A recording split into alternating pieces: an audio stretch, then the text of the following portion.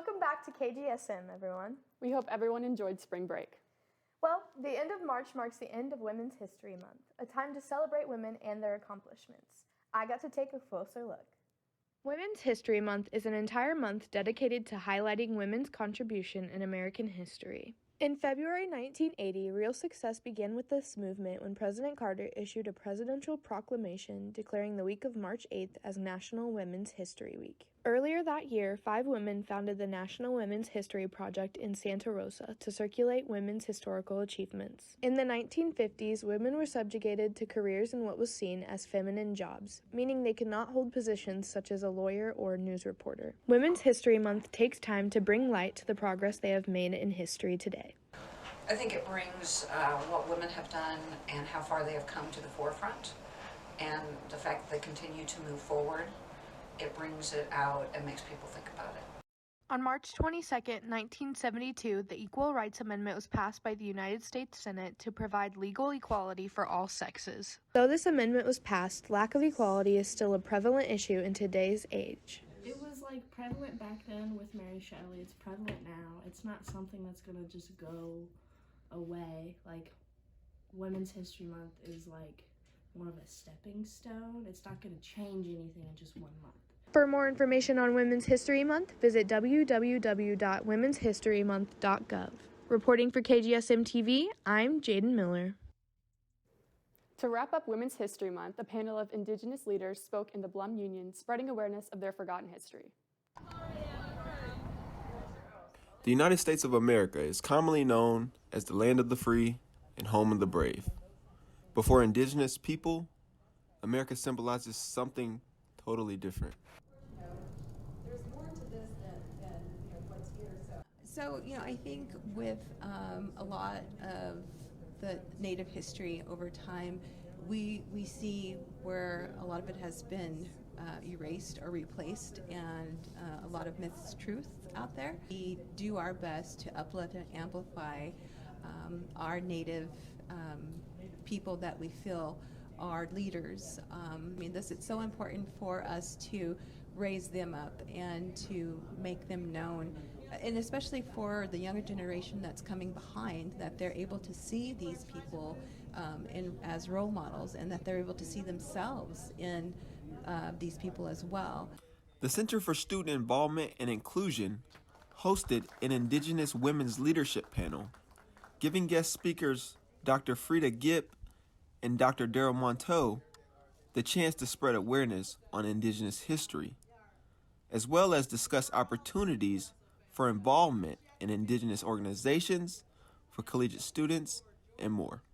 For me, being a student, a Native student, I know that I had to face a lot of adversity, but with the support from family and from my college family that I built, I was able to persevere and to manage and to make it through. And even more so now in my role, leadership role, I still kind of fall back and into that thinking of how important it is to have that support, family support, especially for our students of color, to help them to persevere and to manage, especially during this unprecedented time that we are all facing right now. But not all Indigenous people can relate to one another. Take freshman Lilith, for example, who identifies with the Indigenous community but feels alienated from her ancestry because of the complexion of her skin. I'm Chickamauga Cherokee, a tribe that can trace its history over 5,000 years, and yet I'm not part of a federally recognized tribe. For others that feel like Lilith, the panel of sisters had one simple response. Especially if you get, prejudiced or that side glance, or, I'm sorry, but even some of our, and we talk about this sometimes, even within Native communities, it can be very detrimental because, because I don't speak my language, maybe I'm not in it enough, but so there's just things that happen, and that's the best answer I can give you. You just have to live your truth, and you have to be very confident in yourself and in the history that you carry. Reporting for KGSM-TV, I'm Kenny G. For anyone who wants to be a part of Indigenous community of students, visit sacnas.org. Women's basketball had an awesome season this year, but their Cinderella story comes to a close following a loss in the Elite Eight against Grand Valley State University. Yes, unfortunately, but our very own KGSM caught up with some of the teams. Following an unbelievable season and tournament run, the Lady Griffs fall short of reaching the Final Four. We just didn't play well. I mean, we did not play well.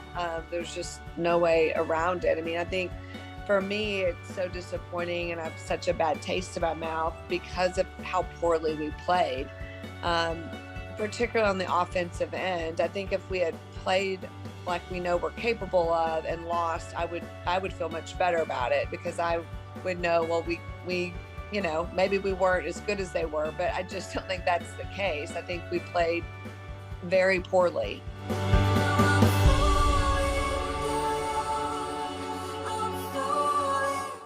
While their season may have ended in disappointing fashion, the culture for Missouri Western women's basketball has already been set. We've set that standard, you know, over a couple years now, but when you have success, I think it sets a bar that you want to continue to reach for that, and it becomes a reality instead of just a dream. And so I think we definitely feel like we have set a standard within our program to get to NCAA tournaments and hopefully to continue to play into March. One of the catalysts for Western's wild tournament run, graduate student Jalen Haggard. She spoke on the superstition that fueled the team's magical run. But as a team, when we were playing in Hayes, we won the first game.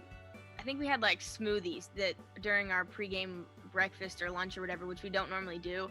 So from that game forward, we had like smoothies before every game because that was just kind of like our good luck charm. So as a team, that's kind of what we did, was pregame smoothies. And then for me, anytime we win, whatever I'm wearing, I'm washing it and I'm wearing it again.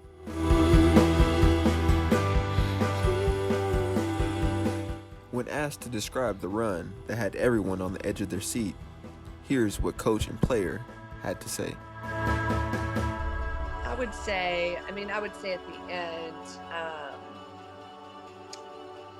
magical.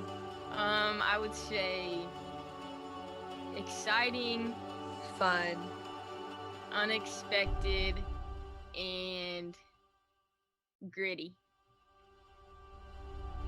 And tough. You know, I just thought our team was just tough down the stretch. Reporting for KGSM-TV, I'm Kenny G. Be on the lookout for the Lady Griffs next season as they try to go even further. We'll see you right back after this.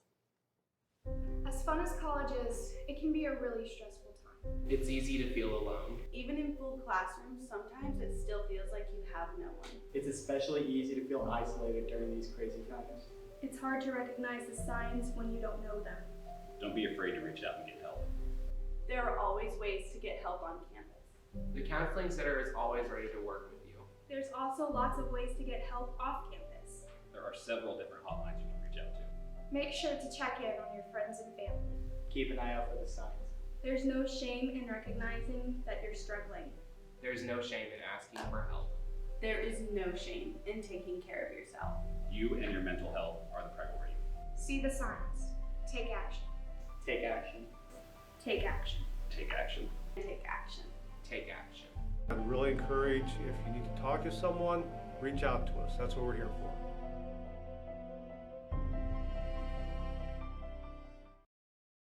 Esports has been on a roll with the events lately. They worked with Recreation Services and together created a root beer pong event before students went on spring break. More on the story is Darren Brinks. We can. There's J.O. also.